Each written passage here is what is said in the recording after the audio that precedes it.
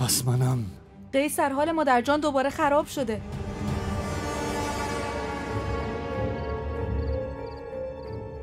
بذار خراب شه. اصلا بهتره که بمیره. داداش دیگه حق نداری به من بگی داداش. هیچ نسبتی با من نداری. نه با من نه با هیچ کس دیگه ای تو این خونه. قیصر آروم حرف بزن، مادر جان داره همه حرفاتو میشنوه. خوبه، بذار بشنوه.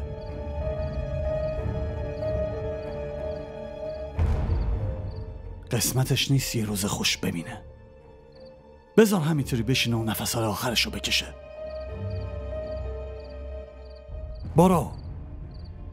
برو بهش بگو که شاهمی رو از این خونه بیرون کردم.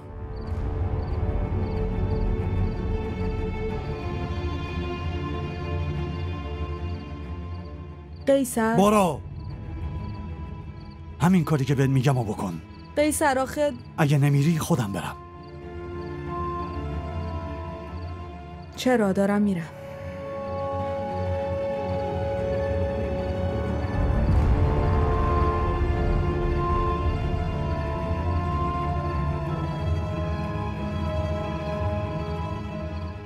زن داداش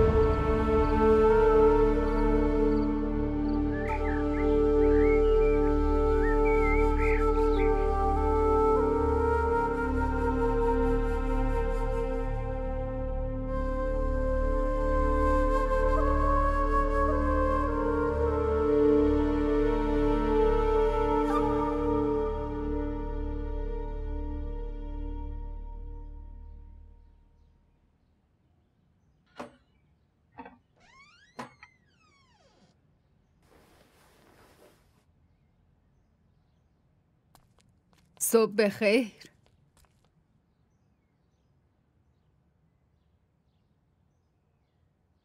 حالا چطوره؟ بهتری؟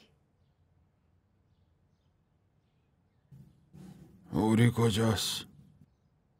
هوری کل شب و بالا سرت نشسته بود. تازه همین چند لحظه پیش فرستادمش که تو اتاقش یکم بخوابه، ولی نه، اونجا همینطوری نشسته. میخوای چی کار کنی شفیع؟ شفیع نرو دیگه. یعنی بازم میخواین بحث کنی؟ الانم که حالش خوب نیست. شفیع گوش میدید چی میگم؟